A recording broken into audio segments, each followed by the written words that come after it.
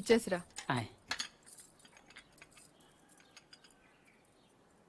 ఎవరికి? ఎవరో పొలం కొనడానికి వచ్చారు. మనం పొలం అమ్ముతున్నావా?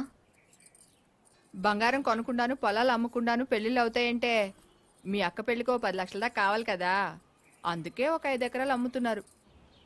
ఎకరానికి 3 లక్షల పైన పెరుగుతుంది కదా. కాలువ పక్కన పొలం అండి. ఎకరానికి 40 బస్తాల పైన పడుతాయండి దాడవాకి. మీరు మరీ డబ్బులు అర్జెంట్ అంటున్నారు. రెండుకంటే ఇవ్వలేనండి. మరి ఇవ్వలేరండి. అవసరం మాది కదా అని మీరు మరీ అన్యాయంగా తగ్గిస్తున్నారు. అంతేనన్నయ్య, మనం అమ్మాలంటే కందిపప్పు రేటు చెప్తారు, కొనాలంటే జీడిపప్పు రేటు చెప్తారు. జోక్ మీకు అర్థం కాకపోయినా పర్వాలేదు కానీ డబ్బులు మాత్రం వారం లోపు కావాలి, అది అర్థం చేసుకోండి. మీరు సంతకాలు పెట్టించే టైంకి 10 లక్షలు అనా పైసలతో సహా జమ కట్టేస్తానండి. కట్టేస్తారండి. మాది ఎడ్యుకేటెడ్ ఫ్యామిలీ అండి, అందరూ సొంతకాలే పెడతారు. మీ మనవడి గారితో కూడా కూడా పెడతాడు. అంటే పెట్టని కాదనుకోండి, భవిష్యత్తులో ఏ రకమైన గొడవలు రాకుండా ఉండాలని 3 లక్షలు విలువ చేసే భూమిని మరీ 2 లక్షలకు కొన్నానని కోపం అది ఉంటే అసలు మీరు భూమి అమ్మడం అంటేనే నేను నమ్మలేకుండా ఉన్నానండి. అసలు మేము ఎక్కడ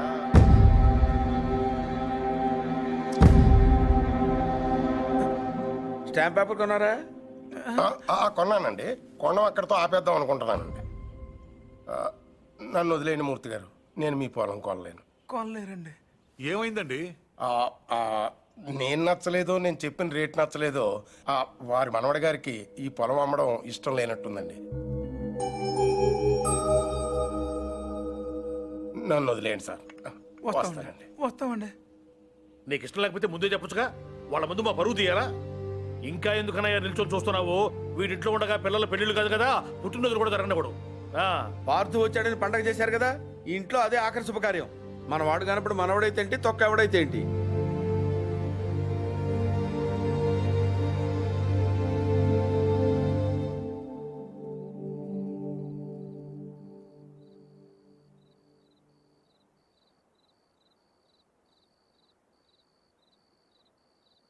ఎవరు? పార్థు.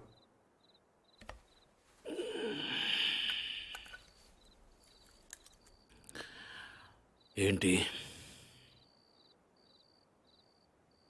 నీతో కొంచెం మాట్లాడాలి. ఏం పొద్దున్న చేసిన చాలదా? ఇలా అని తెగ బెదిరించావట వాణ్ణి. పొలం కొంటే వాడిని కొట్టేస్తావరా నువ్వు? పేరు చూపిస్తున్నట్ట పెద్ద వస్తాదులాగా. ఎంత కావాలి? లలిత పెళ్ళికి ఎంత కావాలి? 10 లక్షలు. ఇచ్చేస్తావా?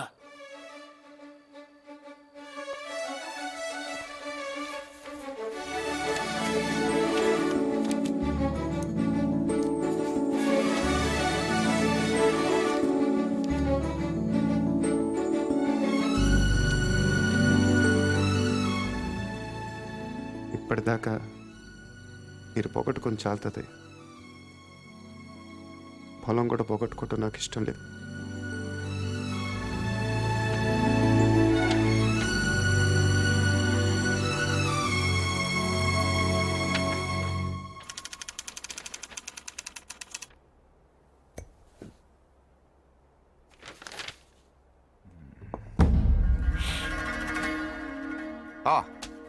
Come SIT down. మీ గురించి చదువుతున్నాను. 1991 బిలాస్పూర్ ఒక లోకల్ లీడర్ని మీటింగ్ జరుగుతుండగా చంపారు.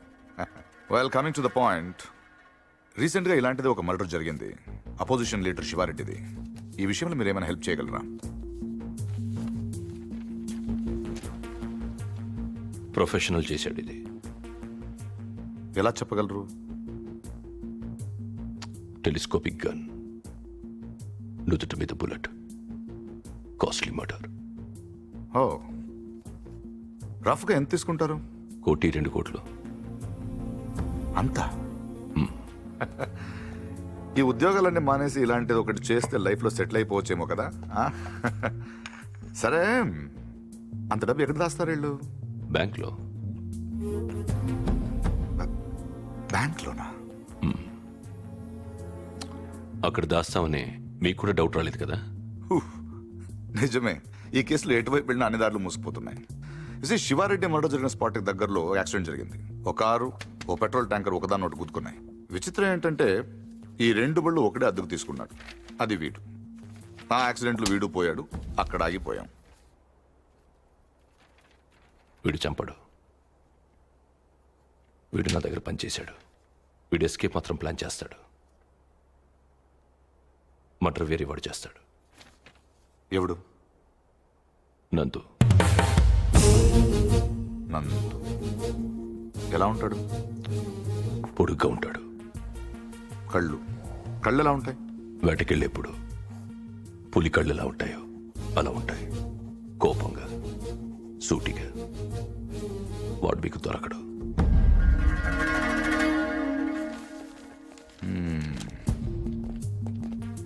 అన్నీ వెతికాం కానీ ఒక్క విషయం మర్చిపోయాం. Banks. Let's search. Sivareddy murder జరగడానికి 15 రోజుల ముందు నుంచి అన్ని నేషనలైజ్ బ్యాంక్స్ లో ₹1,00,00,000 అంతకంటే పెద్ద అమౌంట్ ఏ ఇండివిజువల్ అకౌంట్ అయినా డిపాజిట్ అయ్యిందా వెతకండి. సార్ అలాంటి విషయాలు బ్యాంకులు బయటికి చెప్పరు సార్. లంచం ఏమండి అయ్యా, ఇండియాలో దానికి అవ్వని పని లేదు. Search search search search.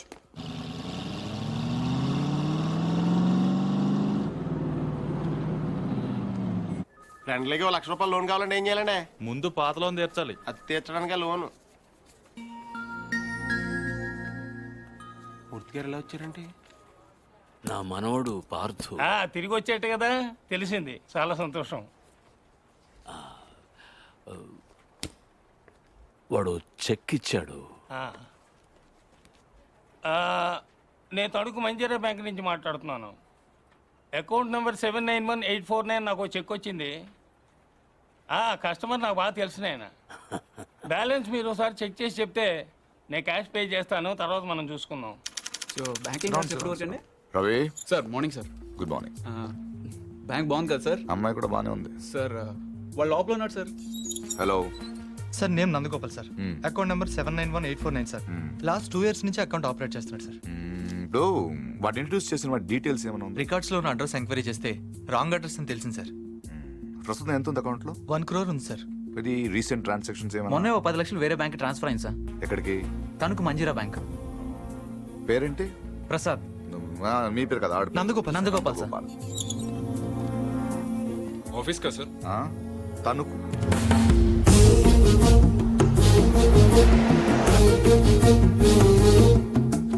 Anjaneya Prasad from audit department. ఎప్పుడు వచ్చారు సార్? ఈ క్వశ్చన్ వేస్ట్. మీరు చూస్తున్నాం కదా వచ్చాను. పైన పెద్ద గడియారం ఉంది, చూసుకోలేరా? నా పేరు దత్తు సార్. నేను అడిగానా? ఏం కావాలి సార్? ఇంతసేపు ఒక మంచి క్వశ్చన్ అడిగారు. అకౌంట్స్ చూడాలి. ఈ 10 లక్షలు చెక్ ఎవరిది? ఇది సత్యనారాయణ మూర్తి గారని పక్కనే బాసర్లపూడి గ్రామంలో ఉంటారు. వాళ్ళ మనవడు ఇచ్చాడు. పేరేంటి? పార్థసారథి. పార్థు. 791849 నందగోపాల్. నందగోపాల. మరి ఇక్కడ పార్థసారథి ఉందేంటి? సంతకం నేనంత కీన్ గా చూడలేదు సార్. తెలుసున్న వాళ్ళే కదా అని.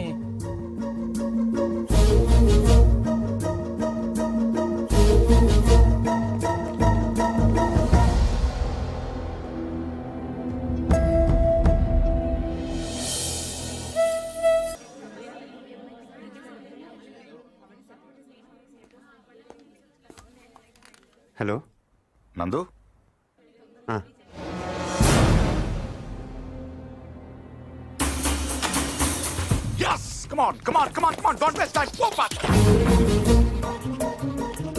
అరే ఓకే సార్. రవి, ఇద్దరు ఇటు పంపించు. అలాగే cover this areas. Ravi sir, అలాగే ఫస్ట్ ఫ్లోర్కి వెళ్ళి అక్కడ తెచ్చుకో and cover the backyard. Okay sir. Sorry Murthy garu, sorry for the inconvenience. ఏంటి దొరికాడా? లేదు సార్. వెనక్కి వెళ్ళెత్తకండి. బై మూర్తి గారు, మీ ఇంట్లో ఉన్నాడు కుర్రోడు. వాడు మీ మనోడు కాదు. వాడి పేరు Nandu. He's a professional killer. Opposition leader Shivareddy murder కేసులో వాడి కోసం వెతుకుతున్నాడు. ఎస్ఐని టీవీ దగ్గర రమ్మని చెప్పు.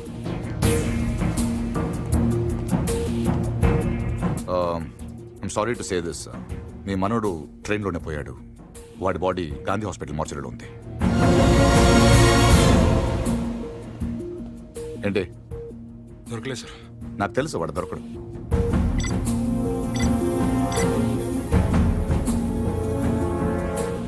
Come on, let's go.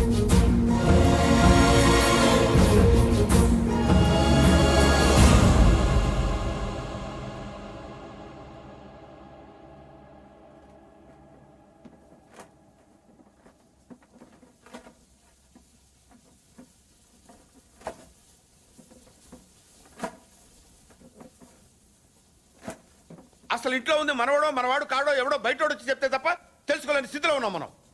వాడు వచ్చాడని ముగ్గులేశారు, వాడు తింటాడని గారెలేశారు, వాడు వారసుడని మా మీద కేకలేశారు. ఇప్పుడు చూడండి, నలుగురిలో ఎదవలం అయిపోయాం. అందుకే ఎవడన్నా వస్తే వెంటనే తలుపు తీయడం కాదు, ముందు ఆరాధియాలి. 12 ఏళ్ల తర్వాత అడ్రస్ వెతుక్కుంటూ ఇంటికి వచ్చిన వాడిని పార్థు కాకుండా ఇంకెవరనుకుంటావండి? Post man అనుకోవచ్చుగా. దేవుడి దగ్గర 3 పడ్డాక పోలీసులు వచ్చారు. అదే ముందు వచ్చుంటే ఏముంది, తీసేసిన ఆకులు, ఎత్తేసిన కుర్చీలు, పీకేసిన పందిరి, ఆటి పక్కన మన అమ్మాయి లైఫ్ లాంగ్ పెళ్లి పెటాకులు లేకుండా పడి ఉండేది. ఎంత ఈజీగా ఉన్నాయి ఆ మాట. పీటల మీద పెళ్ళి అయిపోతే ఇంకేమైనా ఉందా? 10 లక్షలు ఖర్చు పెట్టి చేశాం. ఆయన కర్మ కాకపోతే పూజారి గారింటికి రావుడు పోవడం ఏంటి, మన ఇంటికి రాక్షసుడు రావడం ఏమిటి చెప్పు. అసలు మన పార్థుని కూడా వాడే చంపేసి ఉంటాడన్నయ్య. ఏమో. శివారెడ్డిని చంపినట్టుకి ఇదో పెద్ద లెక్క చెప్పు. బాగా చెప్పావు. ఇంకా నయ్యం, పోలీసులు రావడం ఆలస్యమైనట్టయితే వీడిని అనుమానిస్తున్నాను, నన్ను చంపేసి ఉండేవాడు. ఏమో. ఆ, కరెక్ట్ సార్, ఆడు చాలా దుర్మార్గుడు అండి. ఎంత దుర్మార్గుడు కాకపోతే నాయన నెత్తి మీద తుపాకీ పెట్టి మీ పొలంలోంచి కంచి ఏం చేస్తాడు చెప్పండి. ఆడేం చేసినా మీ ఎవరికే తెలియదండి. మీ అమ్మాయి పెళ్లికి 10 లక్షలు ఖర్చు అయిందండి. మీరు పొలం అమ్మలేదు, మీ ఆడోళ్ళు బంగారం అమ్మలేదు, మన కృష్ణమూర్తి గారు గవర్నమెంట్ ఆఫీసర్ అయినా లోన్ తీసుకురాలేదు. మరి ఎలా జరిగిందండి? ఆడిచ్చాడండి. తాతగారికి 10 లక్షల రూపాయలు చెక్ ఇచ్చాడండి. ఈ విషయం మీ ఎవరికైనా తెలిసిందండి? తెలీదండి. పైగా మొత్తం మీరే ఖర్చు పెట్టి పెళ్లి చేసామనే ఫీలింగ్ లో ఉన్నారు చూసారండి. అందుకనండి ఆయన దుర్మార్గుడు అనేది. ఎప్పుడు చీకట్లో ఉండే పూజారి గారి ఇంటికి కరెంట్ వచ్చింది, వాళ్ళ అమ్మాయికి ఆపరేషన్ అయ్యి ఇంటికి వచ్చింది, అసలు వాళ్ళ ఇంటికే ఓ కళ వచ్చింది. వీటన్నిటికీ డబ్బులు ఎవడిచ్చాడండి? మళ్ళీ ఈడే 3 లక్షలు ఇచ్చాడు. నేనే సాక్ష్యం. ఎవరికైనా తెలిసిందండి? పాపం పూజారి గారికి ఏమో చీకట్లో కనపడక ఈయన చూసి రావడం అనుకుంటున్నారు. మీకు తెలిసినట్టు రాక్షసుడే నాకు తెలియదు కదండి. ఇంకా మీరేం భయపడక్కలేదు సార్, తప్పు బయటపడిపోయింది కదా, ఈ పాటికి పారిపోయి ఉంటాడు.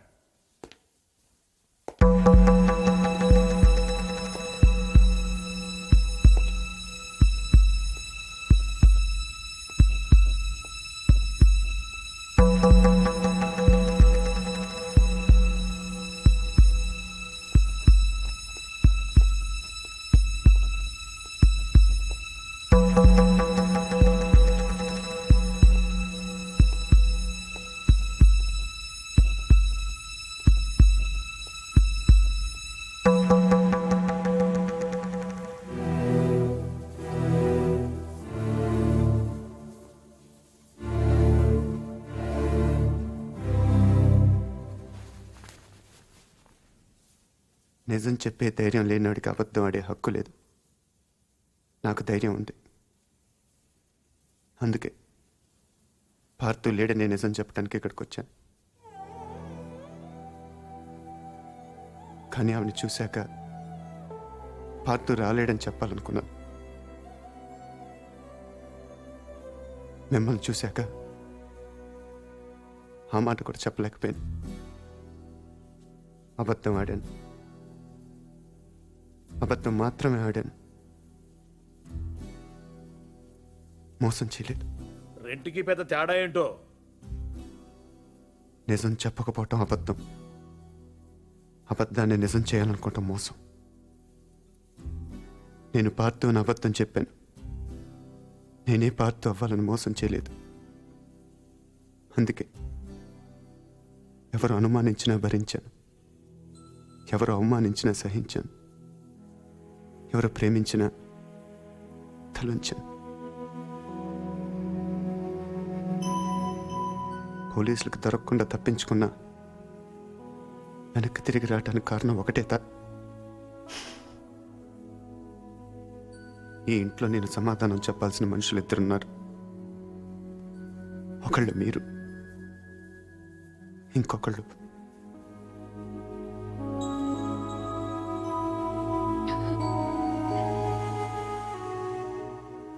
వచ్చాను, చెప్పాను. ఇంకా మీ ఇష్టం.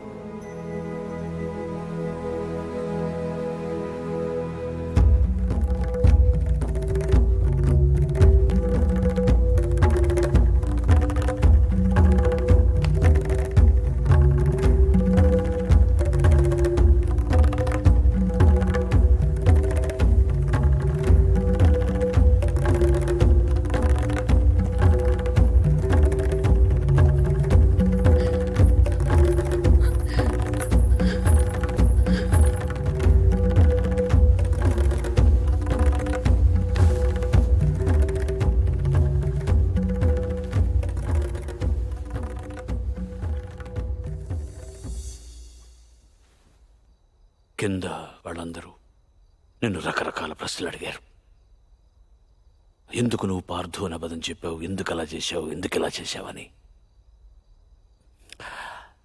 నేను ఒకే ఒక్క ప్రశ్న అడుగుతున్నాను, సమాధానం చెప్తావా?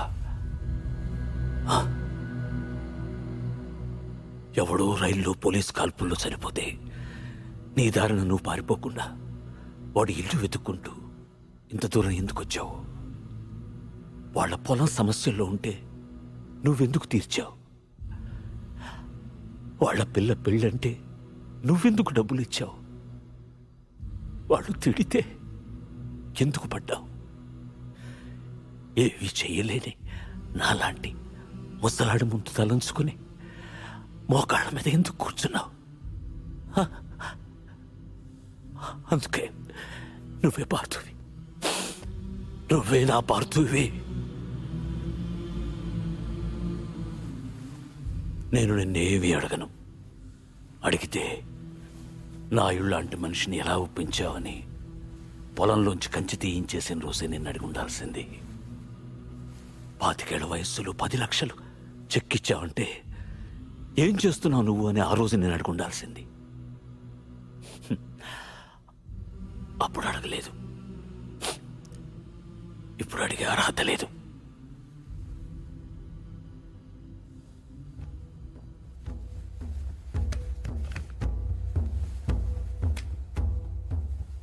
ఇది నా కొడుక్కు నేను కొనిచ్చాను.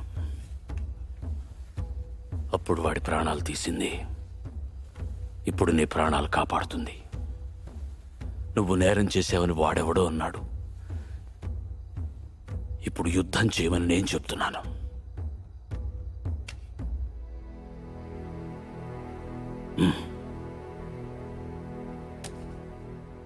వెళ్ళు, గెలిస్తేరా, కలవకపోతే నువ్వేమైపోయావనే నిజం నాకు తెలియనివ్వకు. ఈ వయసులో నాకు కావాల్సింది అబద్ధాలు నిజాలు కావు, జ్ఞాపకాలు.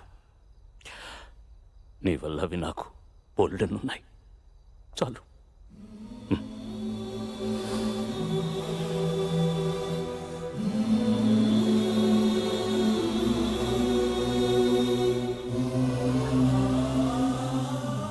జాగ్రత్త.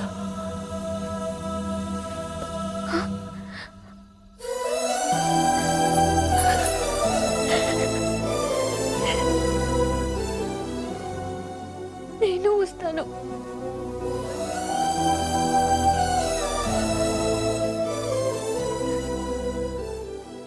నేనే వస్తాను.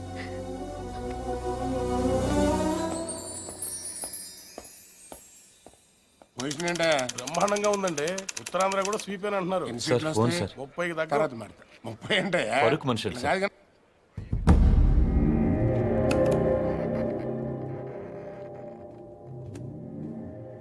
ఎవరు? నీకు తెలుసు. ఎందుకు ఫోన్ చేశావు? శివారెడ్డిని ఎవరు చంపారు? నాకు తెలీదు. నీకు తెలుసు. నిజంగా నాకు తెలీదు. సార్ మీకు పార్సల్. ఎవరమ్మన్నారు నిన్ను? నేనే పంపాను. ఏంటి? నువ్వు శివారెడ్డిని చంపమని ఆ రోజు నాతో ఫోన్లో మాట్లాడిన రికార్డ్ చేశాను. అదే ఆ క్యాసెట్. నువ్వు నిజం చెప్పకపోతే ఒరిజినల్ క్యాసెట్ సిబిఐకి ఇస్తాను. ఎంత కావాలి? ఏం కావాలని అడుగు బాజిరెడ్డి. ఆ రోజు నాతో మాట్లాడాక ఇంకెవరితోనో మాట్లాడు. వాళ్ళెవరు, ఏం మాట్లాడు?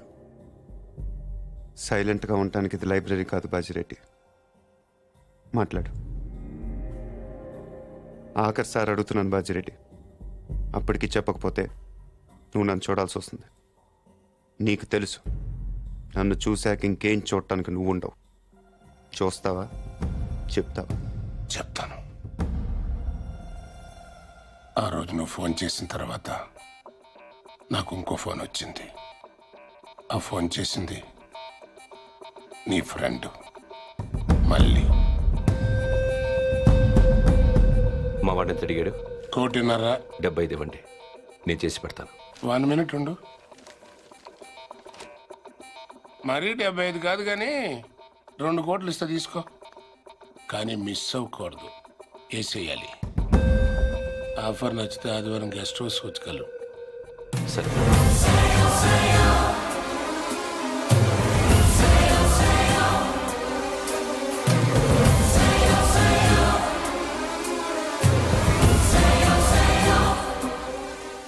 మళ్ళీ ఎక్కడ? కావాలంటే నువ్వు వాడిని చంపేసుకో, నేను అడ్రాను. రేపు నేను సీఎం అయిన తర్వాత నీ మీదకి ఏ కేసు రాకుండా నేను చూసుకుంటాను. ప్లీజ్ దీని ఒరిజినల్ కేసెట్ నాకు ఇచ్చేసేయి. సారీ బాజిరెడ్డి, నేను అబద్ధం చెప్పాను. నువ్వు ఆ రోజు మాట్లాడింది రికార్డ్ చేయలేదు. మరిది ఎంటీ. కానీ ఇప్పుడు మాట్లాడింది రికార్డ్ చేశాను.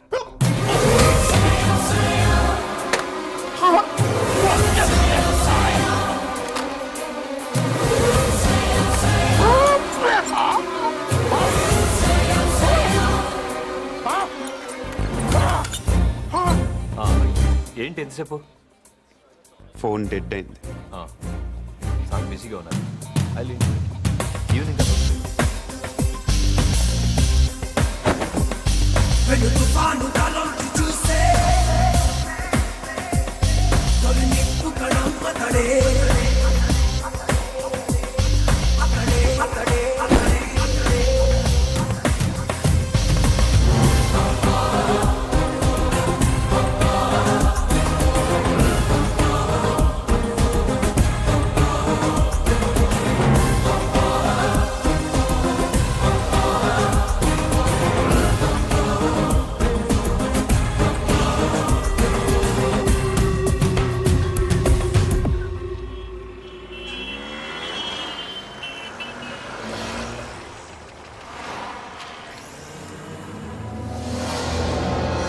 There he is.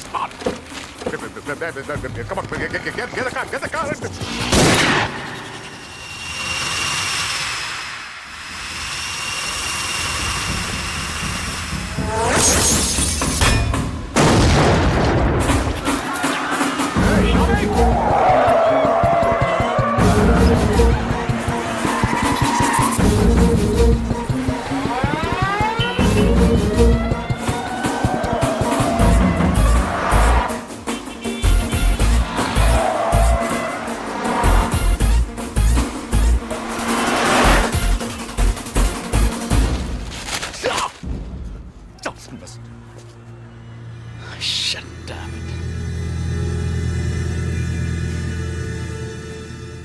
అసలు ఎందుకు కాల్చావు?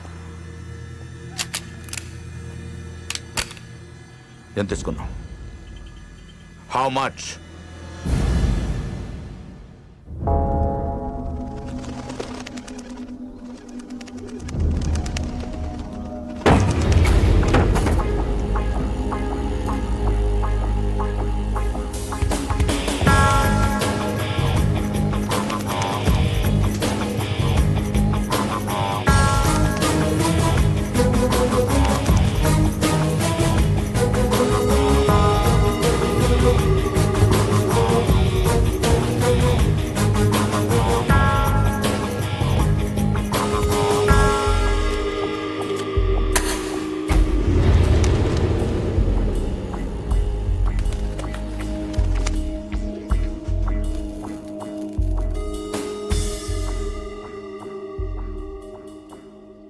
ఎందుకు చేసావు మళ్ళీ?